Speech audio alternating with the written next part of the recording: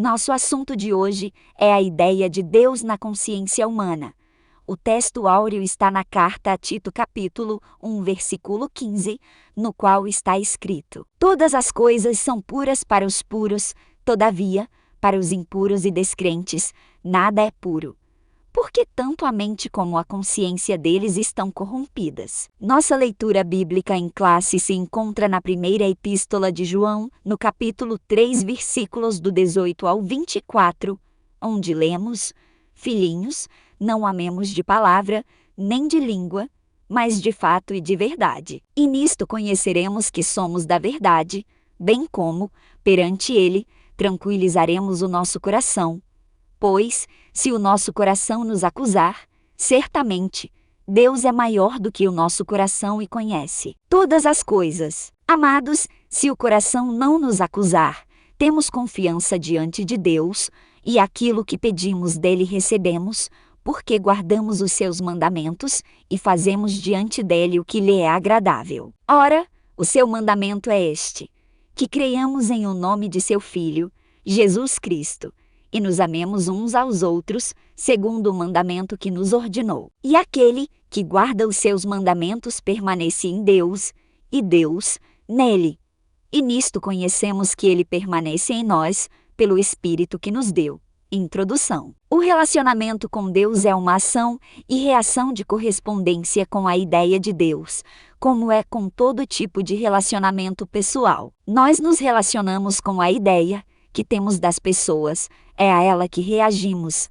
O relacionamento é uma reação ao que se pensa do outro. O aluno deverá sair desta aula consciente de que o seu relacionamento com Deus ou com qualquer outra pessoa é uma reação a uma ideia que ele tem destes, de tal forma que muitas vezes ele vai esperar das pessoas a resposta jamais adquirida por pensar delas ou exigir delas ao que elas não são. E isso também vale para Deus. Ponto 1.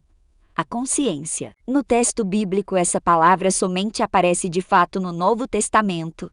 Na vez em que ocorre no Antigo Testamento, é uma interpretação da palavra coração, Jó capítulo 27, versículo 6. No Novo Testamento, a tradução do termo sineidesis, que basicamente significa visão comum, uma ciência comum, um conhecimento comum, basicamente a mesma construção da palavra consciência, que vem do latim conscientia. Tanto o sufixo cana em português e latim, quanto o sufixo sim em grego, dá uma ideia de algo em conjunto, o que nos dá uma pista de que a nossa consciência não é algo que surgiu por si só.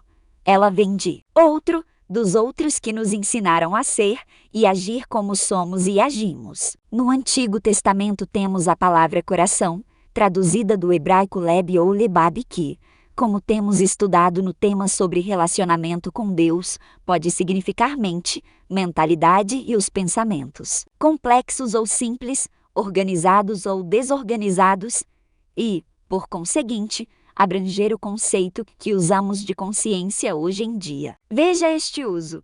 Sentiu Davi bater-lhe o coração, depois de haver recenseado o povo, e disse ao Senhor: muito pequeno que fiz, porém, agora, ó Senhor, te peço que perdoes a iniquidade do teu servo, porque procedi muito loucamente. Segundo o livro do profeta Samuel, capítulo 24, versículo 10. Veja que a palavra coração neste texto não é muito diferente do uso que damos à palavra consciência. A versão Almeida Revista e atualizada em Jó, capítulo 27, no verso 6, traduz lebabi por minha consciência, o que se distancia do que suas irmãs fazem remetendo ao termo original, a saber, meu coração, o que não nos exclui de entender muito bem as palavras do patriarca. Entretanto, de fato, no Velho Testamento, e assim no hebraico bíblico, não existe nenhuma palavra que se refere exclusivamente à consciência como nós a enxergamos propriamente dita, a não ser a algo que remeta a pensamentos e mentalidades. Para nossa cultura moderna, o conceito e o termo consciência referem-se ao pesar e ao remorso, o que não poucas vezes se confunde com arrependimento. Isso se dá provavelmente por influência do sineidesis de Paulo. embora João use tal termo no polêmico texto da mulher adúltera no capítulo 8, verso 9 do Evangelho que leva seu nome. Digo polêmico, porque pode ser um acréscimo posterior ao fechamento do cânon. Para nossa cultura, por influência ou não no texto bíblico, a palavra consciência quase sempre, quando a usamos, está relacionada ao pesar e ao remorso, ao medo, ao sentimento de culpa, causados por qualquer deslize, principalmente qualquer pecado que tenhamos cometido. O pecado é tão pesado na mente humana que uma palavra com tantos usos possíveis está se tornando cativa do resultado deste mal feito. Ponto 2. Guardiões da consciência alheia. Veja que, segundo Paulo, o cristão verdadeiro é um guardião, um protetor da consciência dos outros irmãos. Ninguém vive para si, disse o apóstolo, ao falar que, se vivemos, vivemos para o Senhor. Romanos capítulo 14, versículos 7 e 8. E se nós adicionarmos a esse conceito uma das premissas que apresentamos sobre relacionamento com Deus, a de que não existe relacionamento com o outro último que não passe pelo relacionamento com o outro próximo, entenderemos que esse viver para o Senhor, como sendo evidência de que ninguém vive para si, é antes de mais nada que o ser humano vive para o outro próximo, até mesmo antes de fato estar vivendo para Cristo. Dado que a premissa citada conclui dizendo que não existe bem que façamos ao outro último que não seja bem para o outro próximo. O capítulo 14 desta carta é uma descrição desse viver em prol do cuidado da consciência do outro, que obviamente faz parte daquele não viver para si, mas sim para o outro. É ali que o nosso apóstolo nos ensina o limite da liberdade cristã. Além deste limite está aquilo que pode escandalizar o seu irmão. Porque, se alguém te vir a ti, que tens ciência, sentado à mesa no templo dos ídolos, não será a consciência do que é fraco induzida a comer das coisas sacrificadas aos ídolos. E, pela tua ciência, perecerá o irmão fraco, pelo qual Cristo morreu. Ora, pecando assim contra os irmãos e ferindo a sua fraca consciência, pecais contra Cristo. Pelo que, se o manjar escandalizar a meu irmão, nunca mais comerei carne, para que meu irmão não se escandalize. Primeira carta de Paulo aos Coríntios, no capítulo 8, do versículo 10 ao 13. Neste texto vemos claramente que, quando você fere a consciência do seu irmão, você está pecando contra Cristo, o que valida a premissa acima citada. Com isso em mente, o apóstolo, usando da primeira pessoa, toma uma decisão dando exemplo a todos os coríntios: se o manjar escandalizar a meu irmão, nunca mais comerei carne, para que meu irmão não se escandalize. Isso é a melhor definição de amor, o amor sacrificial. Desde a cruz que esse é o único amor que existe, abaixo disso pode-se dar qualquer outro nome, mas não o nome de amor. O bom cristão deve tomar cuidado e até mesmo agir de forma sacrificial para não causar no seu irmão motivo de queda. Nisso qualquer ato, mesmo que não seja pecado, se tornará pecado por ser uma total despreocupação com o bem-estar da consciência alheia. Isso também é parte de outra premissa que nós já estudamos em lições passadas, a de que nós, enquanto cristãos, somos um. Assim, quando um cai, costuma outros caírem com ele. Quando um sofre, todos sofremos. Quando um se ergue, todos nos erguimos. Claro que estou falando de verdadeiros cristãos que seguem a unidade de Cristo. Ponto 3. O conceito de escândalo. No nosso dia a dia moderno, quando a palavra escândalo aparece na nossa fala, ou até mesmo em meios de comunicação, está se referindo a acontecimentos espetaculosos que podem assustar e até mesmo causar algum tipo de incômodo moral às pessoas. Essa palavra aparece geralmente nas mídias e nas redes sociais, se referindo a notícias vinculadas sobre situações embaraçosas em diversos graus na vida de pessoas famosas. Porém, não devemos usar a nossa interpretação moderna das palavras para se referir ao texto bíblico, que terminou sua redação há quase 2000 anos. O termo grego escândalon faz referência ao gatilho de uma armadilha usada para a captura de algum tipo de caça. Por metonímia podemos entender que o escândalo seja a armadilha em si, uma armadilha que cativa o pássaro, impedindo ele de alçar voo. Disse Jesus a seus discípulos: é inevitável que venham escândalos, mas ai do homem pelo qual eles veem. Evangelho de Lucas capítulo 17, versículo 1. Os escândalos aos quais Jesus se refere são motivações possíveis para que muitos se percam. O Mestre nos diz que eles vão acontecer mesmo, não tem como impedir, porém os seus causadores e promotores pagarão um preço indizivelmente terrível. Ponto 4. Guardião da própria consciência. Paulo segue ensinando: tens tu fé, tem-na em ti mesmo diante de Deus. Bem-aventurado aquele que não se condena a si mesmo naquilo que aprova. Carta aos Romanos capítulo 14, versículo 22. Baseado em outras versões que trazem uma melhor explicação possível para o significado real destas palavras, podemos concluir que, quando o apóstolo fala de fé, está se referindo à doutrina, ao conhecimento que é passado pelos apóstolos e, obviamente, as diferentes formas de se lidar com isso. Veja a versão King James como diz: assim, seja qual for tua doutrina a respeito destes assuntos, guarda com convicção entre ti mesmo e Deus. Veja que o apóstolo Paulo não está defendendo nenhuma posição quanto a costumes e usos, ele apenas está dizendo para cada um cuidar da sua vida e deixar cada um viver o seu momento e o seu próprio crescimento cristão. Isso vale tanto para o fraco na fé, aquele que se escandaliza muito facilmente por conta dos hábitos alheios, quanto para aquele que está bem alicerçado, embora desse último seja cobrado um cuidado amoroso e sacrificial com relação à consciência do seu irmão. Devemos nos examinar a nós mesmos, como este mesmo apóstolo nos ensina no texto áureo da Santa Ceia, e deixarmos cada um a sua própria velocidade de crescimento espiritual, obviamente redarguindo, quando nos for possível e cabível, porque antes de ser nossos irmãos, estes são servos de Deus. Ora, cada patrão cuide do seu empregado, e nenhum dos meus irmãos são meus servos. Ponto 5. Juízes da consciência alheia. Quem és tu que julgas o servo alheio? Para seu próprio senhor, ele está em pé ou cai, mas estará firme, porque poderoso é Deus para o firmar. Romanos capítulo 14, versículo 4. Com relação aos débeis na fé, e fé aqui, como já disse, significa doutrina, devemos ter dois cuidados. O primeiro nós já temos falado nesta lição.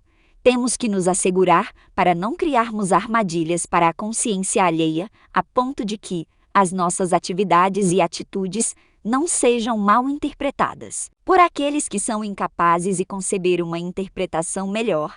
Porém, o segundo cuidado que tem que ter é que não devemos ser escravos da consciência dos outros, pois há muito crente velho que se escandaliza com qualquer coisa. Há uma raça de víboras engolidoras de camelo no meio das igrejas, homens e mulheres que não saíram da infância espiritual e que estranhamente não verdadeiramente se escandalizam naquele sentido bíblico que nós temos falado, mas que permanecem na igreja reclamando e murmurando sobre questões há muito tempo já resolvidas. Eles costumam não reconhecer seus próprios pecados, mas conhecem todos os pecados dos outros crentes e apontam até uma novidade de coisas que não são pecados, mas só porque com muito os escandaliza. Eles interpretam como pecado no sentido bíblico. Ora, um novo convertido não firme na doutrina, como é comum de pessoas, nessa fase de crescimento espiritual, deve receber da igreja todo o cuidado para que não tropece nas armadilhas da consciência, que por um acaso não são poucas, até que eles cresçam e possam assegurar-se na sã doutrina por si somente. Porém, o crente velho, que nunca se escandalizou no sentido bíblico por qualquer coisa na igreja, a ponta de desviar-se da sã doutrina e que vive se escandalizando no sentido moderno, com atos e atitudes pecaminosas ou não, estranhos ou não, de crentes famosos, ou simplesmente do irmãozinho no banco ao lado, Com relação a este, o cuidado é não permitir que a cisânia dele se alastre pela congregação. Ponto 6. A consciência de Deus. Ora, a Bíblia nos chama a termos a mente de Cristo, isto é, a consciência de Deus. Uma consciência pura, um pensamento não malicioso, porém um coração sábio. O sábio Salomão, nos seus provérbios, deixa claro que ser sábio é desviar-se do pecado e, por conseguinte, estar firme em Deus, e o que isso faz em nós faz com que a gente proteja o nosso coração, a nossa consciência. Mas o problema do ser humano é que nós somos falhos em tantos aspectos que, mesmo que não façamos mais nada de errado, falaremos que mesmo que não falemos nada de errado, pensaremos, e o pensamento é muito, muito mais difícil de ser controlado do que a boca e as mãos. Por isso, falando da consciência, João nos declara para nosso alívio: pois, se o nosso coração nos acusar, certamente, Deus é maior do que o nosso coração e conhece todas as coisas. Amados, se o coração não nos acusar, temos confiança diante de Deus. Primeira Epístola do Apóstolo João, capítulo 3, versículos 20 e 21. O que devemos fazer é separar aquilo que pensamos, isto é, aquilo que sabemos, ou achar que sabemos, acerca de Deus, o que na verdade é desfazer o egoísmo negativo. Devemos entender mais essa premissa, a de que Deus não nos vê como nós nos vemos. Isso vale para todas as ocasiões da vida. Deus não nos vê como os santos que vemos naqueles momentos em que nos achamos bem perante nossa própria consciência. Assim como Ele não nos vê simplesmente tão pecadores quanto muitas vezes a nossa consciência nos faz pensar que somos. Claro que, se a sua consciência está pesada, alguma coisa a está pesando, o que pode simplesmente ser uma coisa mínima, porém um problema está escondido aí causando esse pesar. Examine-se, pois, o homem a si mesmo. O que o apóstolo está nos dizendo é que nós não temos obrigação com a culpa. Não podemos ficar caídos em nossos próprios pecados, devemos nos levantar, nos purificarmos no sangue puro de Cristo derramado na cruz do Calvário e prosseguirmos na nossa caminhada. Porque não é no pecado que nós vamos achar alento e descanso. O Deus ao qual você serve deve ser conhecido, como você conhece uma pessoa do seu dia a dia, para que você não faça confusão com outras pessoas e nem mesmo consigo no egoísmo negativo. Para que a sua consciência pesada acerca de você mesmo não se torne um método de medir Deus, fazendo você achar que Deus lhe seja no final pesado. Deus é pesado para muitas pessoas exatamente porque as suas consciências estão pesadas. Seus pecados, suas culpas, seus medos, suas frustrações, todas essas bagagens do velho homem que o homem trouxe do velho mundo, podem estar definindo Deus para o próprio indivíduo por estar definindo o próprio indivíduo. Desse Deus o indivíduo vai preferir fugir e, na verdade, não está fugindo de Deus, porque este Deus não é Deus de verdade. É só o seu ego definindo algo que não conhece. É um engano e o sujeito está fugindo do nada ou, no máximo, está fugindo de si mesmo, de encarar a si mesmo. E agora podemos dizer que ele esteja fugindo de Deus, porque Deus fará com que nós encaremos todas essas coisas, nossos pecados, nossas culpas e todo o pesar da nossa consciência. Nós vamos ter que olhar para eles ao nos relacionarmos com o Deus que nos ama mesmo assim. Aleluia! Conclusão. Ao longo dessa lição, o aluno foi de forma sutil apresentado a uma necessidade de um autoexame, no qual ele deverá perceber se fez bem o que foi proposto, que a sua ideia de Deus pode estar contaminada pela sua frágil consciência. A cura para isso é se aproximar com convicção do trono da graça e entender por que esse trono é chamado assim.